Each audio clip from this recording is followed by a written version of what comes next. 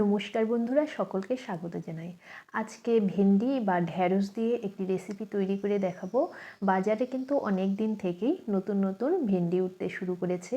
যখন দেখবেন বাজারে নতুন কিছু সবজি আসে তখন কিন্তু প্রথম এর স্বাদটাই কিন্তু অন্য ধরনের হয়। তো আজকে আমি ভেন্ডি দিয়ে তিল ভেন্ডি করে দেখাবো, যা খেতে অসাধারণ হয়। সম্পূর্ণ নিরামিষ একটি রেসিপি। তার জন্য এখানে কতগুলো ভেন্ডি নিয়ে নিয়েছি। ভেন্ডিগুলোকে প্রথমে জল দিয়ে ধুয়ে পরিষ্কার করে নিয়েছি। ভেন্ডিগুলোকে কিন্তু কাটার পর আর ধুবো না, আগেই ভালো করে জল দিয়ে ধুয়ে নেব। এবার ভেন্ডিগুলোকে দেখুন কাট লাগিয়ে নিচ্ছি, সামনে আর পিছনে কেটে নিচ্ছি। যেগুলো একটু বড় রয়েছে সেগুলোকে দু টুকরো করে নিচ্ছি, তারপর মাঝখান দিয়ে একটু চিড়ে দিচ্ছি। এভাবে চিড়ে দিলে মশলাটা ভেন্ডির ভেতরে ঢুকবে, তবে খেতে খুবই ভালো লাগবে। যেগুলো ভেন্ডি ছোট রয়েছে সেগুলোকে আস্তই রাখছি, আর যেগুলো একটু বড় রয়েছে সেগুলোকে দু টুকরো করে দিচ্ছি। তারপর মাঝখান দিয়ে এভাবে একটু চিড়ে দিচ্ছি। দেখুন ভেন্ডিগুলো কিন্তু বেশ কচি রয়েছে। সবগুলো ভেন্ডিকেই একইভাবে কেটে নেব। সবগুলো ভেন্ডি কাটা হয়ে গেছে। ভেন্ডি কিন্তু কাটার পর আর ধুবেন না। এবার একটা মশলা তৈরি করে নেব। এখানে নিয়েছি 3 চামচ পরিমাণ সাদা তিল, 3টি কাঁচা লঙ্কা আর 4টি গোটা কাজু। এটাকে একটি বেটে নেব। এবার কড়াইতে তেল দিয়ে দিলাম, তেলটাকে গরম করে নেব। তেল গরম হয়ে যাওয়ার পর একটি শুকনো লঙ্কা, হাফ চামচ পরিমাণ কালো জিরে দিয়ে দিলাম।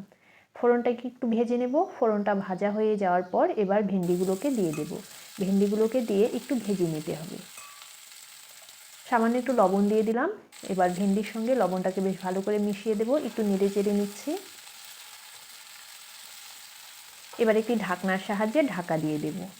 2 মিনিট পর ঢাকাটাকে খুলে দিলাম। এবার আরও কিছুক্ষণ একটু নেড়ে চেড়ে নেব।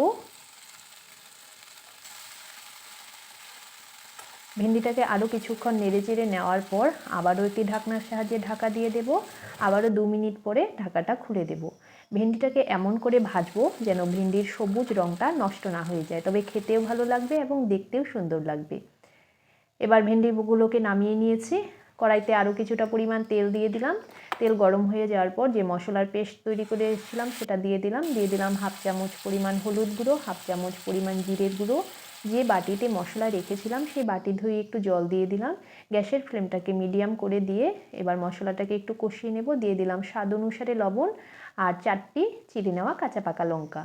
এবার মশলাটাকে বেশ সময় নিয়ে এটাকে ভেজে নেব না, 2 মিনিট সময় নিয়ে একটু ভেজে নিলাম। 2 মিনিট সময় নিয়ে একটু মশলাটাকে ভেজে নিয়েছি। এবার ভেজে রাখা ভেন্ডিগুলোকে দিয়ে দিলাম। ভেন্ডিগুলোকে দিয়েও মশলার সঙ্গে বেশ ভালো করে মিশিয়ে দিচ্ছি। একবার এভাবে তৈরি করে খেয়ে দেখবেন, খুবই কিন্তু ভালো লাগে। সব কিছুকে বেশ ভালো করে মিশিয়ে দেওয়ার পর এবার একটু জল দিয়ে দিলাম। খুব বেশি ঝোল ঝোল হবে না, একটু একটা মাখো মাখো হবে। জল দিয়ে সব কিছুকে আবারও বেশ ভালো করে মিশিয়ে দেব। এবার একটি ঢাকনার সাহায্যে ঢাকা দিয়ে দিলাম। 5 মিনিট পর ঢাকাটাকে খুলে দেব। বেশ সুন্দর কিন্তু একটা গন্ধ বেরোতে শুরু করেছে। দেখুন ভেন্ডিটাও কিন্তু বেশ ভালোভাবে সেদ্ধ হয়ে গেছে। এটা কিন্তু একদম রেডি হয়ে গেছে। গরম গরম ভাতের সঙ্গে খেতে কিন্তু জাস্ট অসাধারণ লাগবে। একবার তৈরি করে খান। রেডি হয়ে গেছে, গ্যাসটাকে নিভিয়ে দিলাম। এবার নামিয়ে গরম গরম ভাতের সঙ্গে সার্ভ করব।